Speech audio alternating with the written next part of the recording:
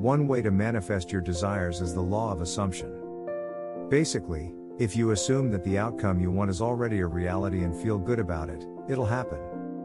For example, think about participating in your favorite activity wholeheartedly and feeling very positive about being successful. But is it really true that the law of assumption dictates how we get what we want in life? How can you use it to your advantage? We'll start by explaining the exact meaning of the law here. We'll contrast it with the law of attraction and see that there's more to it than simply attraction. A study of the discovery of the power of assumptions will help you to apply the law of assumption and speed up your manifestation process. If you enjoy this content, show us your support by liking this video and subscribing to our channel. What is the law of assumption and how does it work? Practicing this law is all about making assumptions and plans based on those assumptions. For example, if you search for a new job, it might be tempting to believe that one will show up as soon as you think positively about it. But by not taking action, you end up stuck in a continuous loop of wishing things would happen while they never do. Essentially, you're feeling a disconnect between what you want in life and what you think is possible. However, deep down inside, there's a voice that's anxious about the possibility of not getting what your heart desires. So, how does the law of assumption work? Here's how: by simply adjusting your thoughts and feelings. In other words, you must find a way to make yourself believe that finding the perfect job is possible. You need to change your vibration from lack to abundance. You align yourself, in other words, with the thing you want, and this draws that thing towards you. How different is law of assumption to law of attraction? The law of attraction has similarities with the law of assumption, but both operate as mirrors. This means you can't get anything positive back if you only have negative thoughts and that you are what you think about. However, the law of attraction focuses on you sending out the same thing you want to get back, and the law of assumption focuses on how beliefs and feelings should line up with reality. The law of attraction is often overlooked by people, and they wrongly believe that all they need to do is behave correctly in order for their wishes and desires to come true.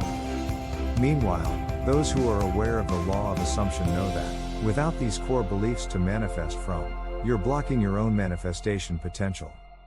In the end, the two laws are highly complementary, and you'll want to combine techniques from both when you want to manifest your goals. Both the law of attraction and the law of assumption can be used to help bring your energy into alignment with the life you've set out to create. Who was Neville Goddard? It's important to understand the law of assumption, which have its roots in Neville Goddard, 1905 to 1972, who was a self-help author and mysticism expert. He believed that people are powerful enough to create their own reality. He was a professor and author who spent much of his time traveling around the world to share his teachings. His goal was to show others how they can better themselves.